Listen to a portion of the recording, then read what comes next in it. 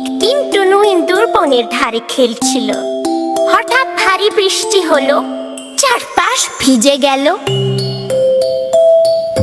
টুনু দেখলো ছোট্ট মশাই এবং মাছি জমে থাকা পানি দিয়ে কষ্ট পাচ্ছে।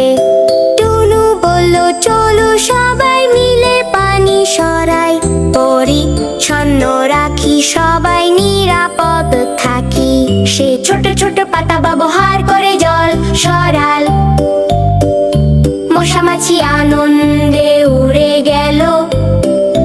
সবাই টুনুকে ধন্যবাদ দিল। টুনু হাসলো, পরিচ্ছন্নতা এবং সাহায্য করলে সব প্রাণী খুশি থাকে, মনও আনন্দে ভরে। পরিচ্ছন্নতা বজায় রাখো, সব প্রাণীর জন্য সহানুভূতি দেখাও।